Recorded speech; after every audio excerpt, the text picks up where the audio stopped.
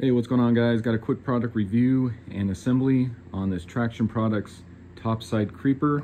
So I just picked this up off of Amazon. I'll put a link in the description.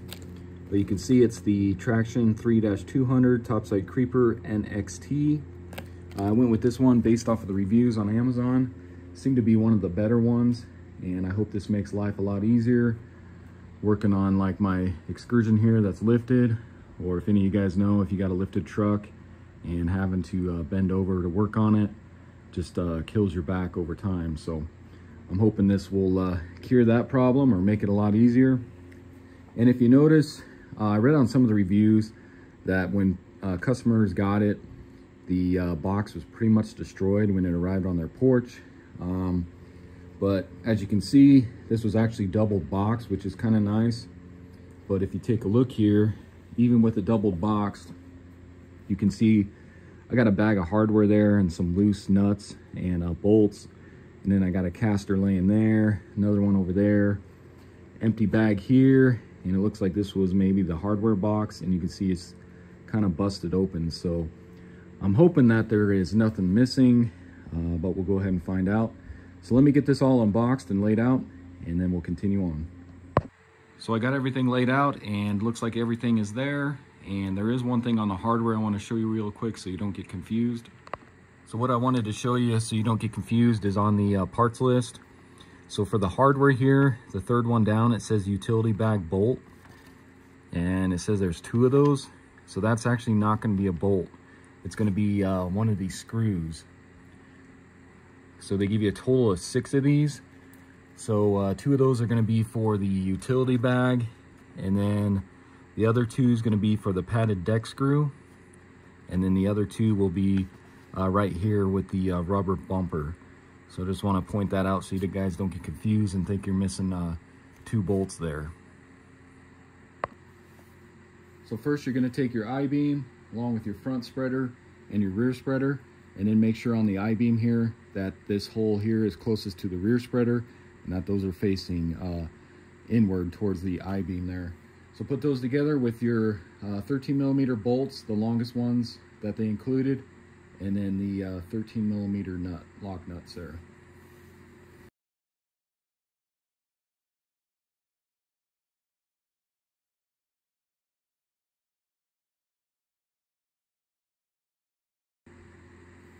Next, go ahead and grab your casters. So your front ones are going to be the non-locking ones, and then your rear ones are going to be the locking ones. Get an 18mm socket, and then your 4 18mm lock nuts for the casters, and go ahead and stick those on.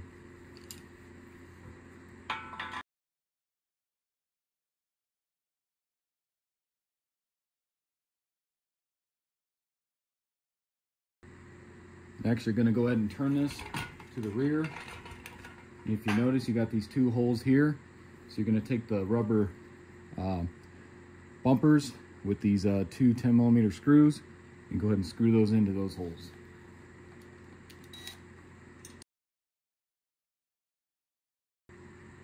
Next, we'll install the locking lever. So go ahead and spin this back around. Locate this hole towards the front. Get your locking lever, and according to their pictures, it's going to mount like this. Take your 101mm bolt here, along with this sleeve. You're going to stick this through the sleeve. Get a 13mm lock nut. Go ahead and stick this through. And tighten that up with your 13mm wrench and socket. So next we can start mounting our ladder to the rear there. But to make this a lot lighter, what you can do, just go ahead and slide this whole piece out. And that'll make this a lot lighter to mount into there. So next, grab your 19mm bolts. So these ones here, along with your 19mm nuts, lock nuts. And let's go ahead and get that mounted. So take this piece here. You can kind of just set it here like that. Get your holes lined up. Stick your bolt through, along with your lock nuts.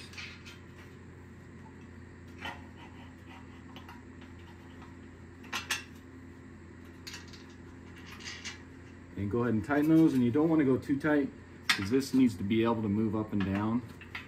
So you don't want it to be too tight to where you can't move it. Next, go ahead and grab your ladder brace. So this piece here, this is going to lift up. You're going to set this down on the I-beam there where that hole is, and then swing this over to these two holes right here. And then you're going to grab your 13mm bolts along with the lock nuts. Go ahead and stick this through. Get your nut on there. Same with the other side.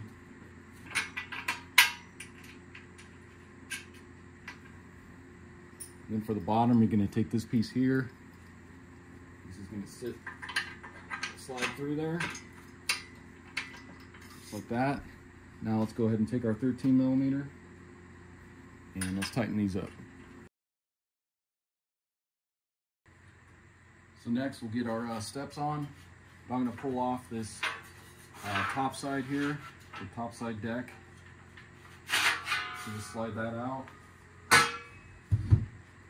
And then you can go ahead and take this. This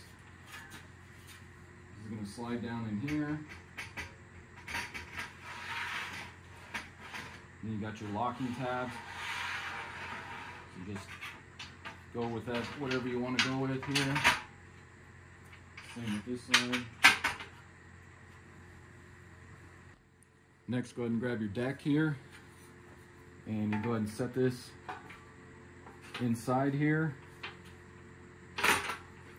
And if you notice, there's a total of 3 holes, but there's only 2 on this frame part here. So this first one here is going to be for this locking mechanism here. So get that one through there. Same with the other side.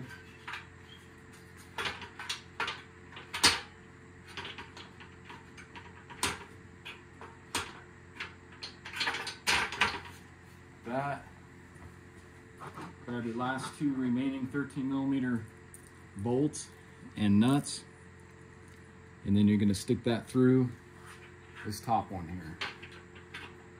Put your bolt through along with your nut. Same with this side.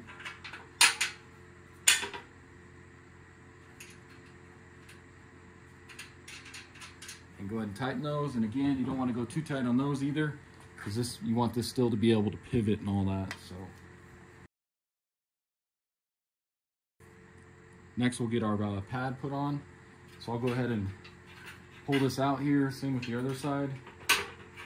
Rotate this upward. It'll be a little easier to mount the pad. Get that locked into place there. So then go ahead and rotate this. Kind of like that. Grab your pad. And if you notice on the pad here, you're going to have these 2 holes. That's where your 2 10mm screws are going to screw into. But if you notice, these are short screws. So you want to get this lined up. And once you get those holes lined up, get your screw started through here. So you're going to need a long Phillips to gain access to get these screwed in. So I'm just going to get it kind of started here.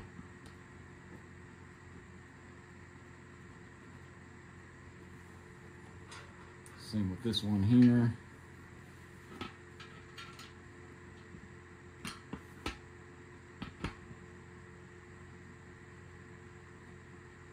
Once you get those kind of started, like I said, you want to grab a long screwdriver. So you can go through this hole here and go ahead and start tightening those down.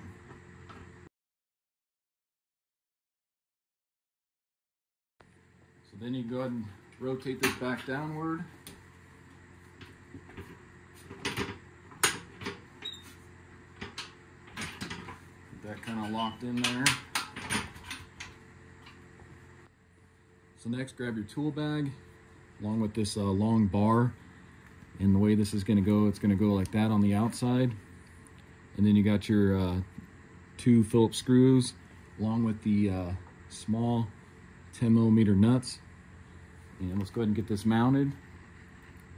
You got these 2 holes here, so go ahead and get that stuck through on there. Grab your nut, come around to the back here.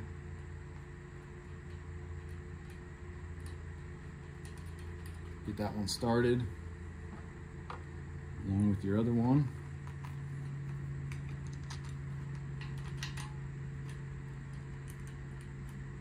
And go ahead and tighten those up.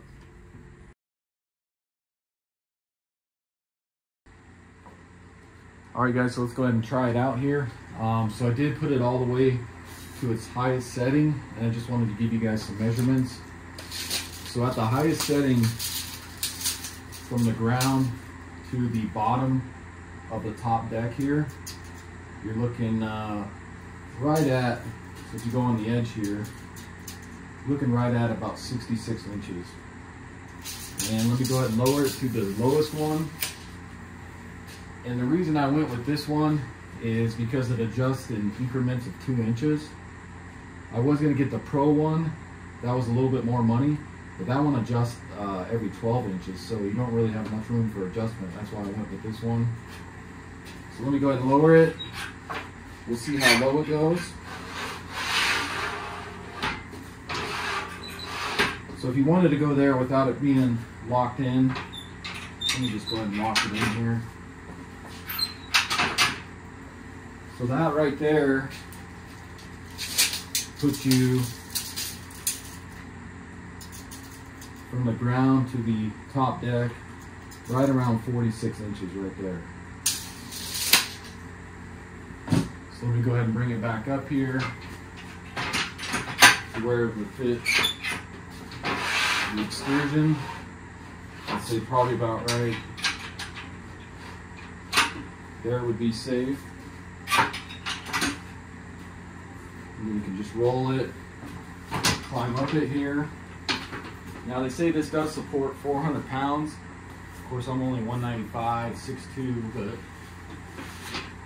you get up on here and you can maneuver it around on a smooth floor like this. And then you get back here, it'll be a lot easier getting into some of this stuff here. So, and then you got your little tool bag here if you wanted that. So then you can climb off, and I'll just show you the other feature on this is you can bring this, tilt it upward like this. So say you were waxing the vehicle or something, you bring this down some.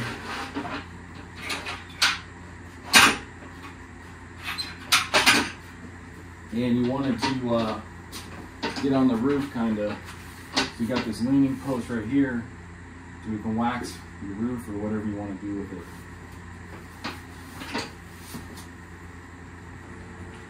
So the other feature I like on this one is when you go to store it, because it stores flat. So what you do, go ahead and lower that all the way.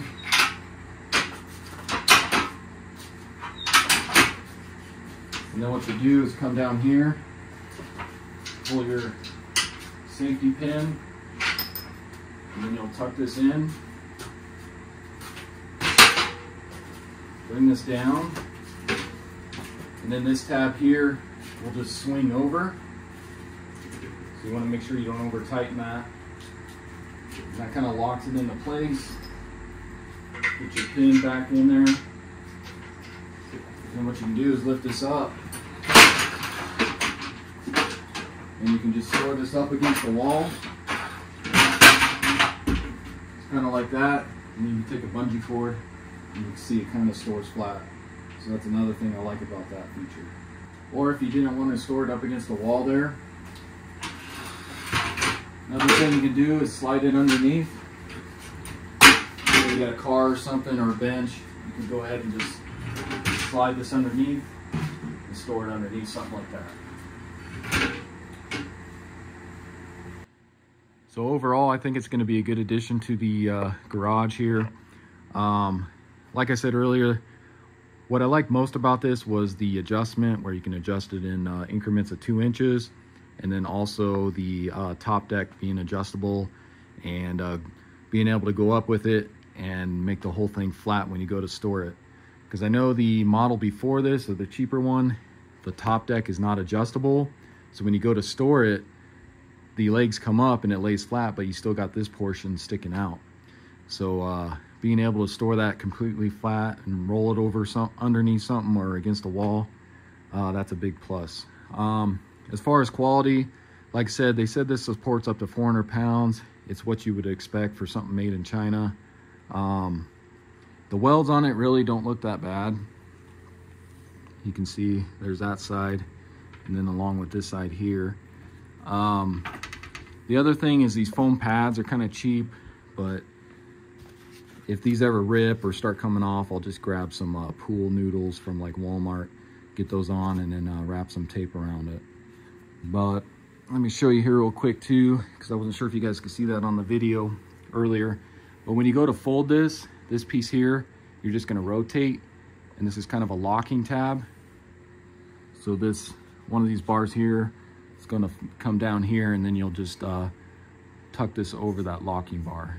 So again, this was just kind of a quick overview and assembly of the Traxion 3-200. I got this off of Amazon. I'll put a link in the description. But yeah, I think it's gonna serve its purpose, and I paid right around $327, I believe, for this. There was some cheaper ones, but the reviews weren't that good.